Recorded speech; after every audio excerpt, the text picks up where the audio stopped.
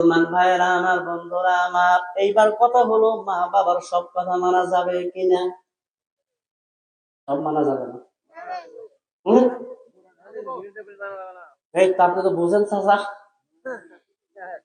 কোন একজনের মেয়ে পর্দা করে, পর্দা করতে তার ভালো লাগে, মা বুদ্ধি দিল, আরে তোর খালাতো ভাই, মামাতো ভাই, তালাতো ভাই, দুলাতো ভাই, এরা যে বেড়াতে আসে, এদের সামনে তুই পর্দা করিস কেন? এদের কাউরে যদি তোর ভালো লাগে যায় তাইলে তোরা তো বিদায় দিতে পারিস, বলে না?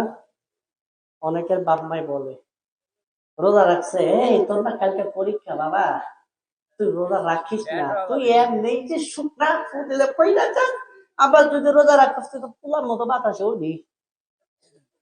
হ্যাঁ, তুই তুলার মতো বাতাসে উঠবি, বুঝছেন?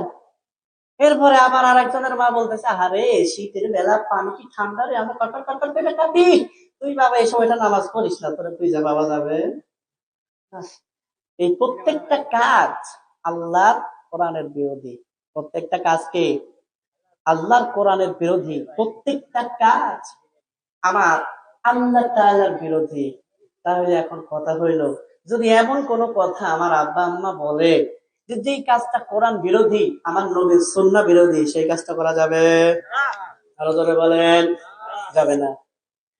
وإن جاهداك على أن تشرك بي ما ليس لك به علم فلا تطعهما وصاحبهما في الدنيا معروفا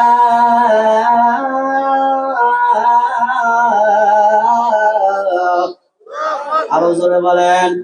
মুসলমান ভাইরা আমার, বন্ধুরা আমার, আমার আল্লাহ তাআলা কোরআনুল কারীমের মধ্যে জানাই দিলেন, বান্দারে তোমার মা বাবা যদি তোমাকে এমন কোন বিষয়ের জন্য পীড়াপিড়ি করে, আমি আল্লাহর বিরোধী কোনো কাজ করার জন্য যদি তোমাকে বলে, তোমার মা বাবা যদি কখনো শিরকের প্রতি উৎসাহ দেয়, বান্দা এই অবস্থা যদি হয়ে যায়, ফালা তুতিহুমা, সৎ ব্যবহার করবা, ভালো ব্যবহার করবা, সব ঠিক আছে। নামাজ পড়তে বলেছে নামাজ পড়বা, রোজা রাখতে বলেছে রোজা রাখবা, ঘাস কাটতে বলেছে ঘাস কাটবা, ছাগল বাঁধতে বলেছে ছাগল বাঁধবা, মা বাবা পড়তে বলেছে ঠিকভাবে ভালোভাবে পড়বা, সব ঠিক আছে।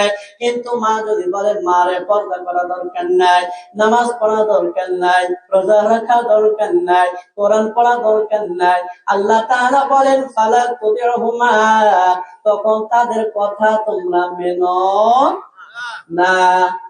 এবার কথা হলো মুসলমান ভাইরা আমার, বন্ধুরা আমার, আমার মা যদি আমাকে পর্দা করার জন্য নিষেধ করে, কারো বোনকে যদি, তার কোনো ভাই যদি পর্দা করার জন্য নিষেধ করে, মা যদি রোজা রাখতে নিষেধ করে, এখন কথা হলো আমরা মায়ের সাথে ভালো ব্যবহার করব নাকি খারাপ ব্যবহার করব? আরো ধরে বলেন।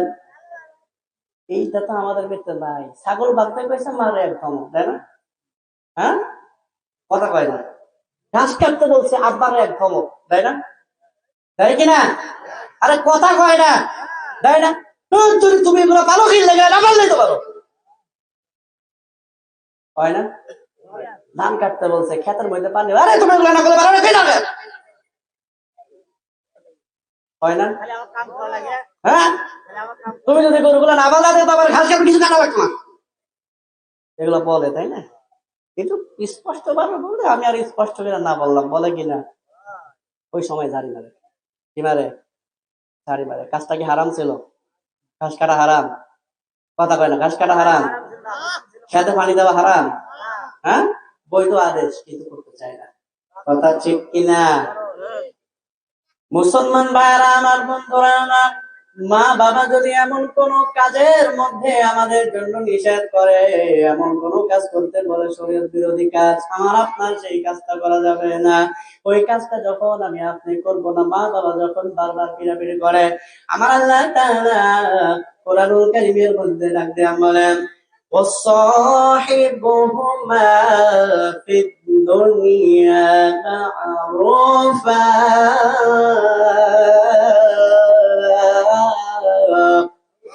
আর আল্লাহ তাআলা বলেন, ফালা তুতিহুমা, মা বাবার কথা তোমরা তখন মেনে নিও না, মা বাবার কথা তোমরা মানবা না, মা বাবার কথা তোমরা মানবা না, কিন্তু মা বাবার সাথে তারপরেও খারাপ ব্যবহার করতে পারবা না, মা বাবাকে ধমক দিতে পারবা না, চোখ রাঙিয়ে মা বাবার সাথে কথা বলতে পারবা না।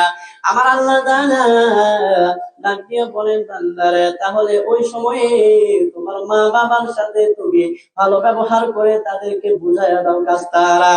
মা বাবার প্রতি সম্মান রেখে কথা বলে তুমি বুঝাইয়া দাও, এটা কোরআন বিরোধী কাজ, সুন্নাহ বিরোধী কাজ, কিন্তু তাদের সাথে খারাপ আচরণ করার অনুমতি ইসলাম দেয় না।